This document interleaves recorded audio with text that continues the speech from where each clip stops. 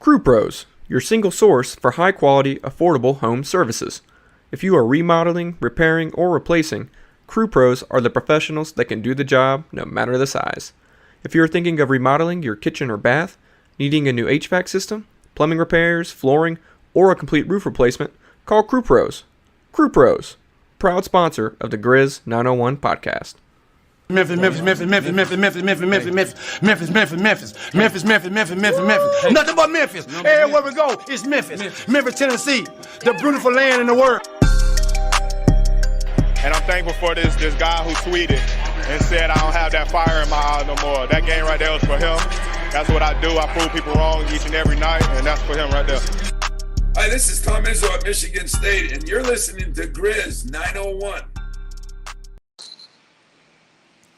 What up, Grizz Nation, and welcome back to our first live stream. We are the Grizz 901 podcast, and we are presented by State Farm. Zach Jaworski, State Farm, where they treat you like family. No, I'm not going to screw it up this time. This is the real deal. I did it. Congratulations. You know what? I'm going to pat myself on the back on that one. That was a good one. All right. Today's show, we have Nathan Qualls. What's up, man? How are you? Man, our ad reads right now are brutal. The first one you butchered. I don't know what's going on there. It sounds like I got some kind of lisp going on or something. I don't know what it is, but it's okay. We got something going at least. It's the beginning stages, so have some grace. Have some grace. Definitely the beginning stages, but I think this is going to be a lot of fun. We're going to be here every Wednesday or Thursday, depending on our schedules, just to kind of make sure we're doing a live stream. I think it works out for both of us, which is beneficial. So we'll make sure we're doing that each and every week. So today we have some, cool things. Obviously, it's the dog days of the off season, and so we don't have a ton of information on the Grizzlies. Nothing really new. So we want to make sure we hit on some things first because I think it is going to be beneficial to go through just some little things. And before we get anything, if you have something in the chat, feel free to put it in, and it should show up here. We hope, maybe. I don't know. We're playing this thing by ear just as you are. But we're going to go about 30, 45 minutes, depending on Nathan's long-winded, communication. You might see a dog. I can't get the right direction. Yeah, you might see a dog every now and then hop up in my screen. There could be a cat. But if you do see like somebody coming in the door that probably shouldn't be, do tell me on that one, because that would be beneficial. Hey, there's another dog hopping up in here. Nathan, it's been a lot of fun, and we've had you talk down on me a lot. You've also praised me. So first things first, let's go back and revisit some of your deep dives. Anything that stuck out to you, or anything that you loved or hated about the whole process of being the captain of the ship, we'll say? There are a lot of long nights. I say that. Believe it or not, we don't exactly get paid the big bucks to do this. So I was sitting there working a day job and then trying to get everything edited and done at night. And so definitely some long nights. Definitely glad to have you back. And I made sure I said you were beloved every time we were on there. So I talk down on you. I make fun of you, but only because I'm right.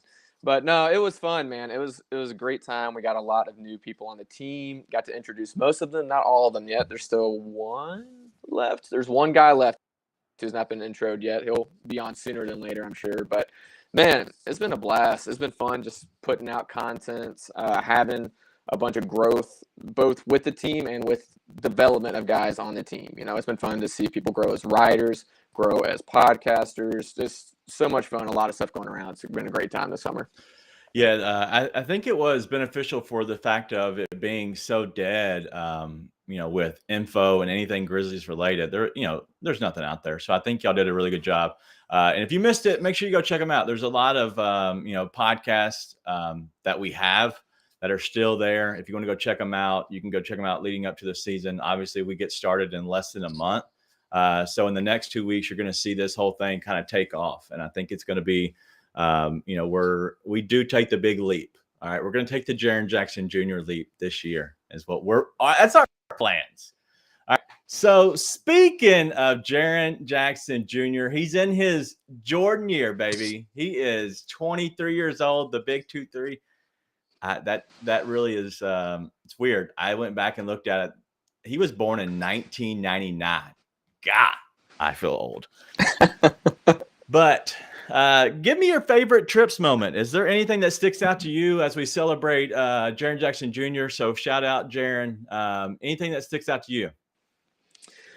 Dude, there's so many Trip moments. It's weird because there's still people are detractors from the Jaren camp. There's still people who don't want Jaren Jackson Jr. on this team, and it blows my mind. The guy was first team all defense, defensive player of the year conversations. I mean, it's criminal that he is rated behind Evan Mobley in 2K. So that's one of the few things on 2K I actually am paying attention to, because me and 2K don't get along anymore. But man, he has just shown so much growth as again, 23-year-old. People will forget he's younger than Ja Morant, right? So a lot of moments, but in honor of being Trip, I came up with basically 3 moments. And it's going to span the whole unicorn verse of Jaren Jackson Jr. So number 1 is the Scotty Barnes block. And so I'm sure you remember that, right? Scotty was coming down, breakaway, just him and Jaren, stared him down, went to rise up. And I think the reason I love that one so much is we got to see a rookie's welcome to the NBA moment, courtesy of Jaren Jackson Jr., a Grizzlies player. And it was a thing of beauty. Guys got a little too cocky, and Jaren's like, nah, brother, not today. So love that. The second one would be him tomato chesting AD in the paint when he got that ball sort of towards the top of the paint, the sort of top of the key, and then just boom, tomato chest, up and over, and just manhandled them, dude. If y'all haven't seen that clip or don't remember it, go look it up. Jaren Jackson Jr., Anthony Davis. It's like the first clip on YouTube. But the ones that really get me, that every time someone says Jaren moment, is the game winner against Utah last year. So he hit that game winner. It was 116-118. Grizzlies coming down the court. Or no, the Grizzlies weren't coming down the court. People forget. He had to win the jump ball against Rudy Gobert to even have a chance. And with like 5 seconds left, drills the 3 in the corner on the assist from Ja. As much as we love to talk about Ja Morant and how clutch Ja Morant is, Jaren Jackson Jr., he shot like 31% from 3 last year. I bet he shot 82% with 3 minutes or less in the fourth quarter. The dude nailed threes left and right against Jazz, Nuggets. But I love that, and he's just a team player, man. You can look at Jaren highlights. Honestly, there's never a highlight where he's not playing help defense or have a teammate involved. And so lucky to have Trip in Memphis. Happy birthday. Hope it's a great one. Yeah, so the and honestly, if you're watching this, we understand that Nathan is having some technical difficulties. We had just issues getting on here. This is our first one, so we're going to get better. I don't know what it is, but he does sound he sounds terrible, but we're just gonna say it's mainly his face. But yeah, so my favorite Trips moment was is kind of be a cop out. And the reason I say that is because I was thinking back on a lot of Jaren's career. And I honestly, there's nothing that stuck out to me that I was like, oh my God, that was his defining moment. So my favorite moment for his would be simply that he's kind of become what we all hoped he would be, and being the defensive player of the year, which has been awesome. Which he should have been. Okay, we'll say he should have been the defensive player of the year, but he's got himself to that point where he is a menace on the defensive end. But the fact that he's the bubble breakout, like when he was just, when he's lighting up from deep, that was awesome. There's been so many good moments of his, but nothing just stands out like, oh my God, that was it. Like you could go back and look at Ja Morant and say, all right, this play, when he made this spectacular play, when he went off for 52, I guess, against San Antonio, when he had this moment and this moment, honestly, Jaren's, it literally is just kind of like he always does something, but it doesn't surprise me, which is weird. So I don't know. It's a cop out. Yes, I'm going to take it, but I do think that Jaren is a guy that we could all kind of go back and look on and see his ascension into where he could be, because I do think that he is getting so much further. And honestly, what's kind of hurting him is his injuries. But realistically, I think he's taking the next step each and every year. He's taking a huge step. And so my moment, if I'm going to give one, is that he doesn't foul as much as he used to. That's my moment. I mean, yeah, we would all love that. I'm not sure I'd count that as a moment. Hey, remember that one time Jaren only had 2 fouls in a game? That's my favorite. That's my Jaren moment. Honestly, I don't remember that, but it would be my favorite Jaren moment, I suppose. But you're right, that is a cop out. Yeah, I'm going to take it though. All right, let's keep it going. If you have anything, feel free to hit us up. I'm going to try to watch. I don't honestly know where. I'm pretty sure we're streaming on YouTube. I don't know. I can't see it at the moment. I'm not trying to look at it. I found us on Twitter, which is cool. So we're actually on there. And we should be on Facebook. So go check out Grizz Lead on Facebook. We do have a page there. But yeah, go check out our Grizz 901 on YouTube. And while we're doing shout outs, let's go ahead and give it to Grind City Designs. We do have a store that's popping up. Hold off on buying things at the moment. I know everybody's rushing to go buy things. My contact, the person that's doing everything for me, that's setting up the store, and the reason it looks the way it does, if you go look at it, it's Grind City Designs. Just go click on the stores and you can go see Grizz 901 on the drop down box. But her last day is Friday this week. So shout out Allison. First of all, she's been awesome.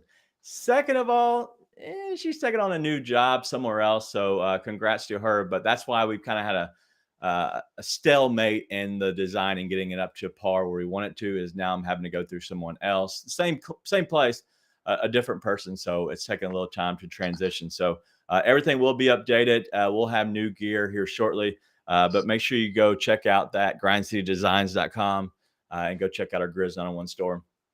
All right. So that's enough about Jaren. So another thing I wanted to hit on, and I thought this would be a lot of fun. And I'm going to let you go first because I thought of it and I think I have the perfect comparison. So, Nathan, what NFL team do you compare to the Grizzlies right now and why? One, I hate this question. Why? I hate when people ask this question because there's such different sports. There's no perfect comparison unless, and this is number two, if you go back like a past team, that's cheating because you have so many more years on the rest of us to choose from past teams that we wouldn't know about. That's not fair in the first place. Okay. So I don't like this question. Last year, I would say it was a little bit easier of a question because you had like the storyline arc with the Bengals, both upstart young teams not wanting to wait their turn, et cetera, et cetera. So you had that. I mean, this year, I would say, from what I saw in week one, I'll say the Bills. And here's why. Did you watch that game last week? I'm sure it was first game of the year. Yeah, I watched it. Duh. Did you see Josh Allen? And just when every time he would run, get smacked, he'd just get up smiling every time. Yeah. Like, those dudes just have somehow a chip on their shoulder. Stephon Diggs has a chip on his shoulder every year. It's a new one every year. But they've got that attitude, and then they just have fun. And I'd say it time and time again, the Grizzlies, the last fun team in basketball, that reminded me of them because they're just beating the piss out of the Rams and having the time of their lives doing it. So if that's the kind of team the Bills are going to be, I'd say the Bills, but there's no comparison. The Grizzlies are the Grizzlies. They are unique in every way. They are the last fun team in battle, the greatest show on hardwood. So I don't love this question, but that would be my answer since I have to do it because you're back. All right, so I'm probably going to piss off a lot of people here. I'm sure. And that's usually what I go for, obviously. Mm-hmm. Including me. And obviously I pissed off one person once, my no chip shirt I have. So maybe we'll make our own design of no chip. But if anybody doesn't realize what that's from, that's back in. It showed it in the intro. It was a tweet to Jessica Benson, whatever. I didn't even at Ja. Get out of my mentions, Ja Morant. No, I love you, Ja. Please don't come at me again. Don't say that. That was a long 48 hours of my phone blowing up. But I'm going to compare them to, and you're going to love this, America's team, the Dallas Cowboys. So, are you serious, dude? Okay, so y'all don't know this. I just texted with Daniel like this past week about how can the Cowboys still be called America's team with that trash showing, which there's no Dak. There's no Dak question mark next to that. He was there for 3.5 quarters. 2 years ago, they snapped the ball through the end zone on purpose. They're not America's team anymore. I hate this. I hate Okay. All right. So let me tell you why. This is, I'm going to make even more people mad. So I look at the Cowboys this season, right? I'm a huge Cowboys fan. I do believe that they are a very good franchise. I feel like they still are America's team in the end, right? So I'm gonna keep going with that. Ian in the comments, why would you do such a thing? Yeah, listen, they are the Cowboys, and this is why it scares me. Okay, it completely scares me to death. Who got hurt first game of the season? the quarterback. The franchise quarterback. Okay. What happened? Like, are they good? I think the Cowboys are good. I think they're an average NFL team. Okay. Without their QB, without their franchise QB, they're nothing. I look at these Grizzlies. This team is a good team, very good NBA team. Without Ja Morant, if Ja was to go down, you know what? And I will be the guy who takes all the criticism in the world for this. Ian's asking me to stop. I'm not stopping. I think what happens if Ja Morant gets hurt? What happens to this season? Everybody's saying the Cowboys won't make the playoffs as they were projected to potentially make the playoffs. So now if Ja gets hurt, do the Grizzlies make the playoffs? This is a stupid comparison. If Lamar Jackson gets hurt, maybe the Ravens can make the playoffs. No, if Patrick they can't. Mahomes get hurt, you could do this for every team. No, but you chose the one I hate. Just wait. In the offseason, and I know you follow the NFL, and I know a lot of people do as well. The Cowboys, they had people go into free agency. They had people go away. They got rid of a certain player, Amari Cooper. They got rid of a certain couple different players, right? And so they didn't make any splashy moves. They drafted decent. They had a okay offseason. There was nothing spectacular. Did they get much better? You could say they were okay, but they still lost a lot of free agents. The Grizzlies, this offseason, everybody's begging them to be like, make a move, for crying out loud. Make a move. And what did they do? They made no moves. They drafted pretty well, and they honestly lost Kyle Anderson and DeAnthony Melton. And so what happens if somebody goes down? We aren't the team. I think this is a perfect comparison. The offseasons match up. If for some reason somebody was to get hurt, I think this is honestly, we're one of the worst 5 or 8 teams. Tell me how in the world I'm wrong, because I don't believe I'm wrong. Every NFL team sucks if their quarterback gets hurt, Daniel. Every one of them. Every one of them. You had like the Nick Foles experience, so outlier. I guess you had the Gardner Minshew experience, but guess what? They still sucked. It was just fun. This is a terrible comparison. It's terrible, and it's insulting to the Grizzlies front office and ownership that you would compare them and the moves they've made and the strides they've made to freaking Jerry Jones and what the Cowboys have done. They've been stuck in just irrelevance, other than the fact that they are America's team. For how long now? Since Tony Romo fumbled that extra point? Is that it? This is ridiculous. It's insulting. I'm insulted. On behalf of Zach Kleiman and Robert Parra, I am insulted that you would do such a thing. And mine made sense. Mine was, hey, they're going and beating the piss out of people, having fun, laughing, smiling the whole time, which is, we have seen this team. You're like, well, if a franchise player gets hurt, which is what happens with every team, dude. Every team, if their franchise player gets hurt. Mainly, I'm mad that you picked the Cowboys.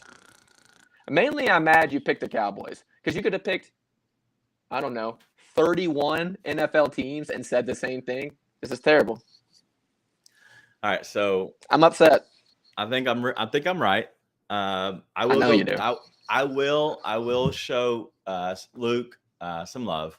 The Grizz aren't run by a crazy man. I agree. Our front office is by far and away so much better. Okay, so I will take that. Okay, I will take that.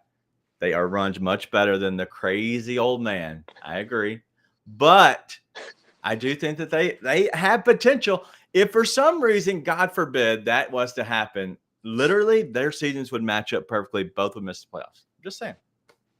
Just saying. All right. So I'm glad that you're on the same page as me, right? No, because we have Tyus Jones and the Cowboys have Cooper Rush. So no, that part's not right. This is wrong on so many levels. It honestly is like my brain's like, which avenue do I want to take? Do I want to take I-40, 240, Walnut Grove? They're both going to get me downtown. I mean, there's so many ways to prove that you're wrong here. Let's go. Let's move on. I think this is great. You made me hate that question more than before somehow. All right, so we do have a title sponsor. They are Zach Jaworski State Farm. This is the Life Insurance Awareness Month. September is, and so we want to make sure we give out a shout out to those guys. They have been good to me personally, and if you are for some reason looking for some kind of insurance, whether it be automobile, life insurance, mortgage, any house, whatever you're looking for insurance wise, they have everything. The team over there is awesome. And so I would say for sure, please go over there and check out. You can go check out ZachInsuresMemphis.com. That is ZACH, ZachInsuresMemphis.com. But they will give you a quote. You can even go to, online, the website, and go get a quote there. They'll actually spit one out on the website. So you don't have to call anybody if you really don't feel like it. But yeah, if you want to go ahead and call them, reach out to them, just, you can Google Zach Jaworski State Farm. If you don't know how to spell it, as I've always said, one, that means you're probably listening to the podcast. So if you're listening to the podcast, go check out the YouTube and you'll know how to spell Zach Jaworski State Farm. Is that okay for me to say that? Is that? Yes. Whatever. We're going to do that. Shameless plug. Yeah. So if you are listening on the podcast, please come hang out with us on Wednesdays or Thursdays at 11 o'clock. We're going to be going live, making sure we have some people in the chat, which is mainly our people over at the Grizzly team. You're going to see a lot of them. I'd say all of them are on my side about the Cowboys thing. So I appreciate that, guys. No, that's a lie. I don't want people to be misled. Every one of them is on my side. I don't believe you. All right. So yeah, go check out Zach Jaworski State Farm. They're awesome. Good guys. So let's move on. All right. We're going to go to a new segment we have, and you're probably all going to love it. And you're all going to realize who came up with the segment. The segment is Nate's Neat Nuggets. All right. What is this? Nate's Neat Nuggets. What do you have? NFL overreactions is your first one. What do you have? So, first off, thanks for the excitement. Appreciate you. Appreciate you a lot. But so we're going to have Nate's Neat Nuggets. One, because alliteration is just always a good way to go. Two, because there is not much going on in the basketball world, much less Grizzlies world right now. So this week we're going to have three, and first one is going to be NFL overreactions, which really I only have one, because one shouldn't even be one. I'm not sure it's out there, but I've heard one person say Green Bay is toast after week one. I guess they didn't watch the season last year. Listen, they might be. That receiving core is young, but they're not bad. I mean, Christian Watson had a walk-in 75-yard touchdown that if it wasn't his first target of the season, I bet he catches. So everybody who wants to hate on Aaron Rodgers, you do you. I'm not an Aaron Rodgers fan, but at your own demise, root against Aaron Rodgers. Should we tell him be bad? Should we tell him to relax a little bit? RELAX. No. Relax. I'll leave the bad impersonations and takes to you. The one real overreaction is the Nathaniel Hackett calling for him to be fired. Now, that was a bit of a debacle towards the end of the game. Absolutely. But let's talk about a couple other things. Now, I'm actually on I think Russell Wilson got kind of nickel-backed this year, where everyone just decided that they were going to hate him as a collective. But he's a corny dude. Let's be clear. He's corny. But I don't think the hate for Russell Wilson is warranted. That being said, that dude was trash. Dude was trash. Like, there were some throws to Cortland Sutton, who I'm a little bit bitter because I have him in my fantasy league. But, dude, you have Cortland Sutton, who is 6 foot a million, huge wide receiver on the boundary, and you throw it middle, you throw it inside where he can't go get it, just throw it up. Let the dude go get it. The Jerry Jeudy touchdown was a great catch by Jerry Jeudy that should have never been contested. He was bad. Then they fumbled twice at the 1. Man, there were so many reasons they shouldn't have been in that situation in the first place. They should have won that game by a touchdown, if not more. So, listen, Hackett, I'm not saying, Chris is sitting there saying, hey, he coached horribly. I'm not saying he coached great. But if they don't fumble one of those at the 1, much less both, this is a completely different conversation. So, absolutely, there were some coaching mistakes, but he doesn't need to be fired after 1 week. And listen, there's a lot of extenuating factors. He should have never been in that spot in the first place. So, leave it at that. Number 2 on Nate's Neat Nuggets. NFL accurate reactions. Listen, Nate's Neat Nuggets, I couldn't come up with anything better, so that's what we're rolling with. And I'm going to pretend it's awesome. I am buying into the Kirk Cousins in Minnesota hype. I'm sure a lot of people on here are listening know Matthew Berry or saw his sort of bold predictions he would lead the NFL in touchdowns this season. He only threw 2 in week 1, but they are opening that offense up. They looked impressive, and in Minnesota as a whole looked impressive. I mean, they locked down Aaron Rodgers and the Packers, who, again, I don't think is that bad. I don't. And I think that Packers defense is actually going to be average at worst. And, I mean, they tore him up. Adam Thielen wasn't even involved. Irv Smith wasn't that involved. Justin Jefferson is that dude. But you look at KJ Osborne, wide receiver 3. He's really good. So I'm buying into the Minnesota hype for sure. Number 2 on accurate reaction, Saquon's back. Saquon is back. He is back, dude, baby. That dude has all the explosiveness he didn't have last year, which I'm glad I took a chance on him in one of my leagues this year. Was about to take a chance on him in 2 leagues and was very nervous about it. I'm glad I got him in at least 1 league. That dude is back. The Giants being back, Todd Downing's the offensive coordinator for the Titans, so I'll leave that at that. Number 3. Hey, real quick. So, I'll another pat on the back. Drafted Justin Jefferson, first pick. Second pick, Saquon Barkley. And then the 11th or 12th round, I don't even remember, Kirk Cousins. And yes, I did draft Dak Prescott as well. But that was in the 10th round. I went back-to-back quarterbacks. I was the last to draft. So it was proper drafting on my end. So yes, I did draft, as Ian says, the Quad King. Saquon Barkley. I don't know. I got Quadzilla in another league who's neck and neck with Saquon for the quad title. But fantasy leagues went well. I went 0 running back and still managed to get Saquon Barkley in a league. Chris is in one of my leagues. I got him, Justin Jefferson, at 7th. So get you some people who are willing to pay money that don't know how to draft. It's a lucrative concept. But number 3, Bills should be the Super Bowl favorites. That is absolutely accurate. The offensive showing is impressive. Gabriel Davis is going to be awesome this year. Gabe Davis, I'm sorry. The real is not there anymore. Just Gabe. Gabe Davis is going to be awesome this year. Stephon Diggs is awesome. Singletary was running really, really well. And the defense, adding Von Miller, the Rams messed up. But they're going to be awesome. I think the other game that I thought was an accurate representation of teams this year that I think is a little bit more bold is the Chiefs-Cardinals. I think the Chiefs' offense is going to be better even without Tyreek Hill. I think that they don't have the highest end of talent, but they spread it out, where now you're going to have sort of like what we talked about with the Grizzlies, role players. Yeah. Right? You've got Juju, who's going to be your number 1 wide receiver, can do those short, intermediate routes. Then you've got MVS, who can run the deep routes. Yeah. You got the speedsters and McCole Hardman, Travis Kelsey, Sky Moore coming on, running back committee. I think they're going to be awesome offensively. Defensively, I don't know, and that's because I think the Cardinals are going to suck. I think the Cardinals are going to be terrible. You don't have any real wide receivers out there. Brown didn't show me anything in Baltimore that I thought he was crazy impressive. D-Hop's out for 6 weeks. He'll probably hurt a hamstring when he comes back. And Kyler Murray, I could see why they put the film thing in his contract. They should not have caved the pressure.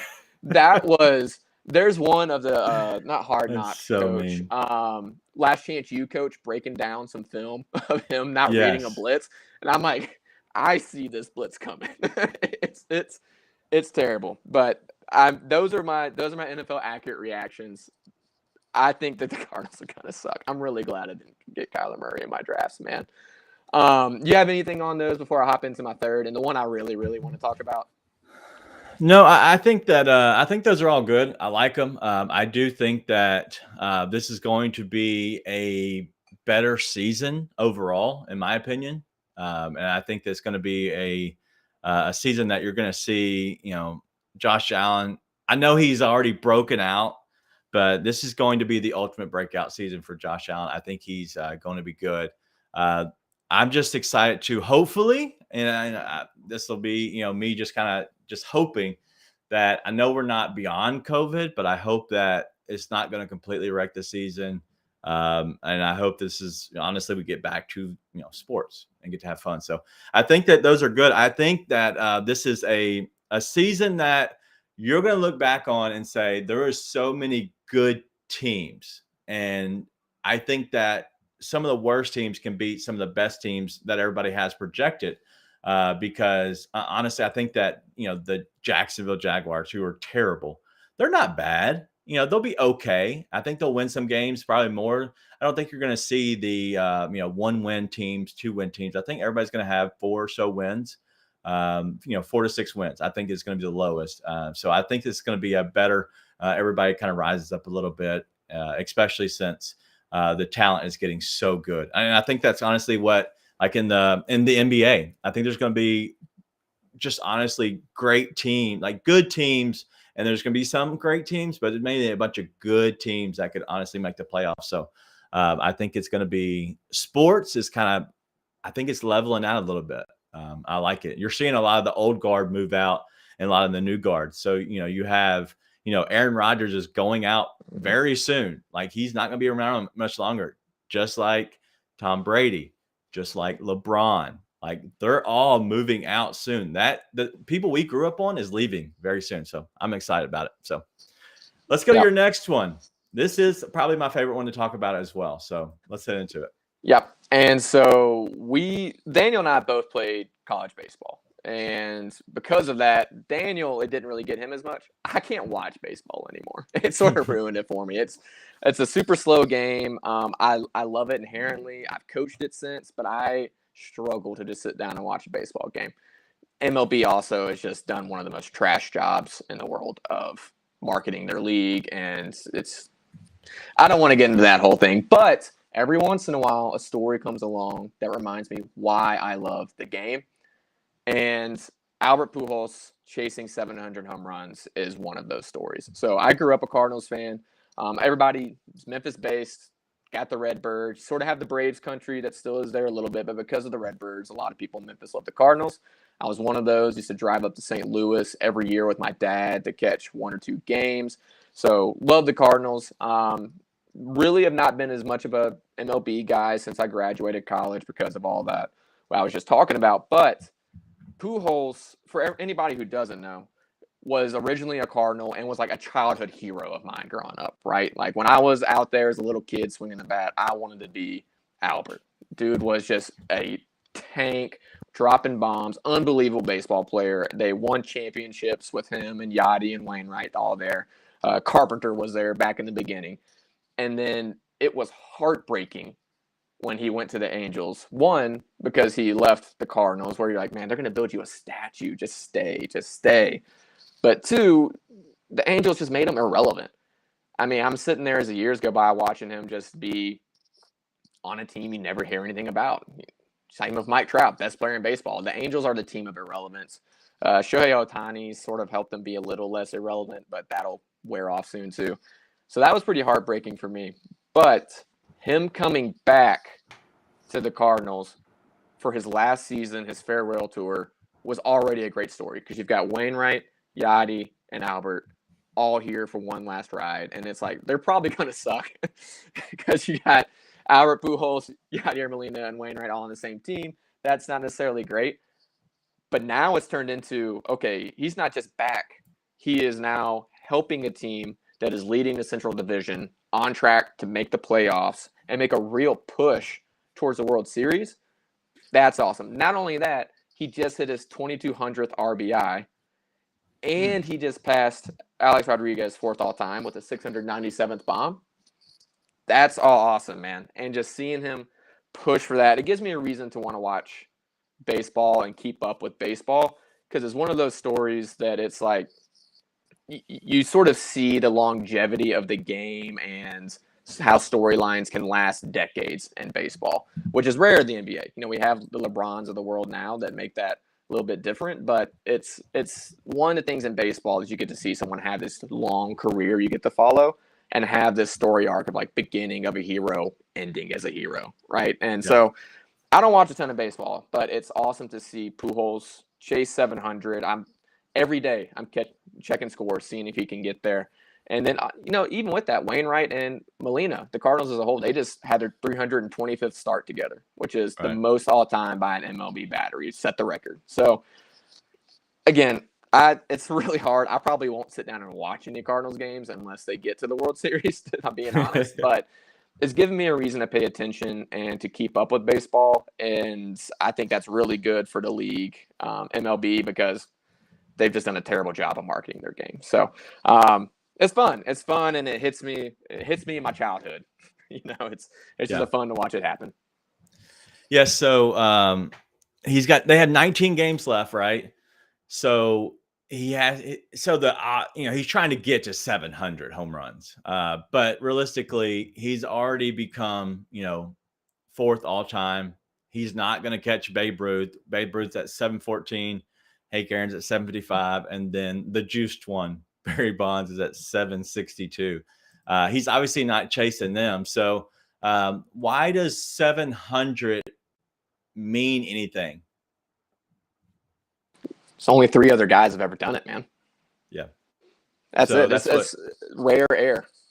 Right. But there's only been 3 other guys to ever hit 697. And only 2 that weren't completely juiced out of their minds. And then Babe Ruth hit against people throwing 70 that were probably working at the local car dealership, all day. And then we go to the game that night and try to pitch to him. Let's just be honest. Let's just, and you know what? If we're keeping it 100, let's keep it 100. He played against guys that had day jobs at the local grocery. He just did. Am I wrong? When you can smoke cigars on the on-deck circle, it's a little bit of a different era. Yeah, it's completely different. But I think he obviously was way beyond his time, and that part is awesome, Babe Ruth. But I do think that 700 doesn't mean anything. Like somebody asked me the other day, like, why 700? And I said it doesn't mean anything. It's just a round number, and it's cool to be able to say I got to 700. So I just think it's cool. I'm going to show Ian's comment real quick, and I'll get your opinion on this. He said he's got a hot take. If somehow Pujols doesn't get to 700, does he come back? Ian says he comes back. I don't think so. Pujols didn't seem like the kind of guy that will come back for something like that. I think a lot of people would, and we live in sort of the era where people would, but I don't think Pujols would. Just like he gave that ball to that girl, right? He gave the record, fourth place ball to that little girl. He didn't seem like one that puts too much in that stock and that type of stuff. And like 3 the Hardaway saying, no way Pujols comes back after the farewell tour. I'm with that. I think it's the same thing. He's on his last ride. He's enjoying it, soaking it up, and that's what's going to matter to him more than the 700. The 700 matters more to us than him, I think. Yeah. Yeah, shout out to the Hard Way. Good podcast. Go check those guys out. But yeah, it's 700. It just sounds good, right? It's just a milestone. He's already hit it. Honestly, Chris Pujols needs to stretch it for the games. He's just stiff. If you watch, I don't know, and I know you will appreciate this, Nate, because I do think that this is a thing that we might both see. But if you look at Pujols and his swing, let's say a year ago and to now, I don't know if people realize this, like what it's called drop and drive. And this is too much baseball in a Grizz 901 podcast, but we're live, whatever. We're just going to go for it. You're supposed to drop and drive if you want to hit the ball, maybe the launch angle, we'll say.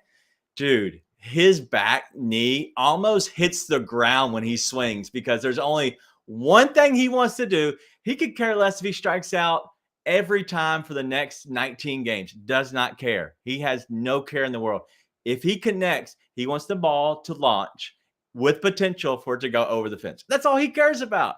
When he swings, the dude is like down, just hoping, just please go that direction. Just make contact so the ball goes. And so it is collapse the backside and just connect somehow.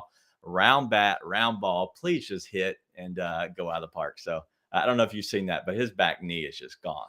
Oh yeah, I'm about it too. I'm not a proponent of the launch angle bat theory, because I've seen too many 120-pound 15-year-olds try and hit it out of the infield, thinking they're going to drop a bomb. But for Pujols, I'm here for it. Go for it. Yeah. All day, every day. All right. So you have anything else? Any more nuggets you got since you're just over here just dropping nuggets left and right? Nope. Okay. Not yet. We'll have some soon. We'll have some after this weekend for sure. Yep. So make sure you go check us out. We are on Instagram. We're on Facebook. We have a page over there. We're going live there. We are on the Grizz 901 YouTube page. We're on Twitter. So just kind of go check us out. We're going to try to keep doing some cool things. We're going to keep bringing up more and more stuff, more and more content. The chat over here, I appreciate you guys. Thank you for hanging out with us. I think during the season, this is going to be a lot of fun. And we're going to lead you up into Chris Vernon's show, the Grind City Media, the team over there. They obviously are, they're by far the leader in the clubhouse in Grizzlies content. We're not scared to go after the second place there. It'll be first place to us. We're not scared. We're down with doing it. There's a lot of good Grizz content that we're going to bring you. A lot of the team that is in the actual chat, dude, they are just riding their tails off. Article wise. And then with Nathan being the content manager, he's going to make sure that the content is what everybody's looking for. But if you have something like merch related, hit us up with a DM. We'll be more than happy to try to adjust some things. As I said, merch should be coming, more and more. We should have better stuff popping up. It's just going to take some more conversations, a couple more meetings, and then we're going to get everything going the right direction. But that's all we have. As I talked about last week, go check, not last week, it's the same week. I've had a busy week. This is my busiest time for me personally. I'm in the hotel business. This is the time of the year that nobody realizes, like, this is my busiest time of the year. And so hopefully I have maybe a month left before we kind of just go back to cruising again. But right now it's crazy. I'm out of town every week. So you might catch me in my sunroom. You might catch me in a local hotel. Who knows where I'll be for the next month. It'll be crazy. But we had a podcast Monday. If you haven't listened to it, go check it out. It was with Ryan. He was in his car. Yeah, he was in his car. I just want everybody to realize that. Listen, he lives out in the sticks, guys. Give him a break. We're going to try to make sure that we get him a good signal so he can actually be on live with us. But I don't know if that'll ever happen. Most of the time, we're going to have to tape it because record it. Even when we record it, he still has to be in his car because he has terrible signal at his actual house. So, but yeah, that's all we have. Check out the last one. As you've all heard, mainly the thing that is hit Memphis big time it really is a difficult time and a weird time in Memphis. And so make sure you're being nice to everybody, because I think that is very important. And I don't think you realize how much that goes a long way. And that's why I've kind of wanted to make sure I've said something good to end the show always, is kind of be nice and tell your friends. And so of all the stuff that's happening in Memphis, we want to make sure that we're being nice to people, love everybody, give everybody a hug. This is a very diverse city, but you know what? We root for each other really hard, and we cheer for each other really hard. We love hard. We do a lot of things that we want to make sure we take care of everybody. This is our city. This is Memphis, and this is my Memphis. Even though you're not here anymore, you're out in Utah. You're still Memphis, right? Even Megan Triplett, shout out to Megan Triplett, who's going out to Brooklyn with the Nets. You're never going to take Memphis out of her. Like, you're not. And I think that's different than most places. It's not like that everywhere else. This is Memphis. This is the 901. This is the reason we care. This is why I put 901 in our title. It's Grizz 901, because I think the area code, it represents us. So that's all we have. Let's get out of here. It's been a fun time. This is what you're going to expect Wednesdays and Thursdays, depending on the schedule. Me and Nate will be here. If not me and Nate, it'll be somebody else from the Grizz lead team. So that's it. Let's have a good week. Be nice and tell your friends.